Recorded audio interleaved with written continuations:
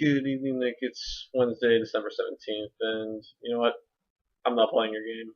I'm not talking about holiday spending. I don't wanna, and you can't make me.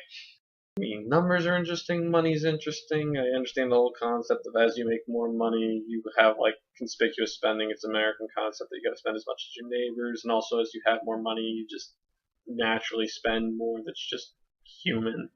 But Nick, I just don't like to talk about spending money. Spending money is boring and uninteresting, at least to me. And also, I'm kind of a miser from time to time, so I just don't like to talk about spending money because then that makes me feel like I need to be spending money, and I just don't. So, Nick, instead of talking about money, I'm just going to have a friend over. Hi, I'm Jenae. I'm the almost sister. I don't remember if you've met Jenae before. You may have, you may not have, but pro tip: she's our only subscriber that's not us. Nick, we're really trying to come up with something to talk to you about, but we keep coming up with ridiculous things off screen and laughing about them way too much. It's really bad. It's really, really bad because everything we end up saying just sounds really stupid or inappropriate.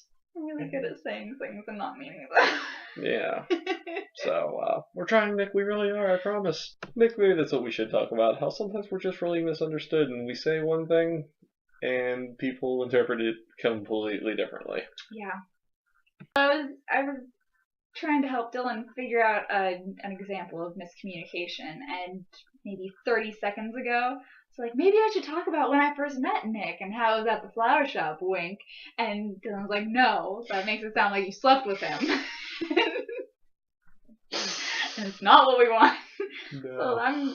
So there was that, and Nick, all she meant by that was just how, like, sometimes we used to go party at the flower shop, and so we were trying to avoid, like, talking about partying on our YouTube channel because we don't want to make it sound like we were, like, some people who drank too great much. Adventures Great adventures and laughs. Lots of interesting times, and we learned a lot, and we're very entertaining. Yeah. But Jesse was in a hula skirt on more than one occasion. Yeah, and things like that happen. But yeah.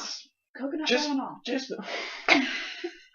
But Nick, when we tried to be inconspicuous in a way that maybe you would know what we were talking about, nobody else would know what we're talking about, we actually made it worse. And Nick, that's why context is everything. Seriously. If you don't have context, then like. Actually, I want to know what you would have taken that as. You have to, like, this isn't negotiable. In your next video, just take that statement at face value. When I first met you at the flower shop, wink. And tell me exactly, if you had met some random stranger and they had said that, what would you think? What would the miscommunication have been? But at the same time, I know miscommunication can be, like, bad and it can lead to problems, but sometimes it can lead to things like humor. Like the best jokes ever. Don't all the best jokes come from a misunderstanding? Well, maybe not all the best jokes, but a lot of them do come from misunderstanding, and that's what makes them humorous, because they're a little bit uncomfortable. And hey.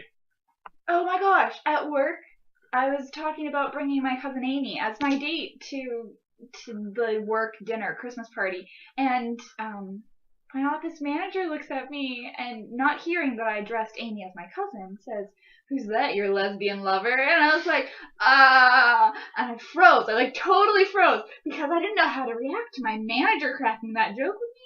And now it's the office joke. So every woman I mention is now my lesbian lover. Nick, I'm not sure how to follow that story up. I'm pretty sure it just speaks for itself and pretty much kind of makes my point for me. Nick, we'll see you on Friday.